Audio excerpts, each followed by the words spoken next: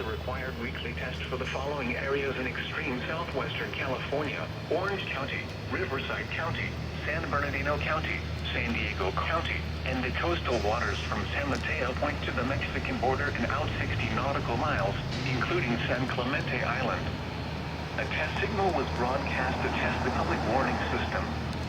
The test is normally conducted between 10 a.m. and noon each Wednesday, weather permitting.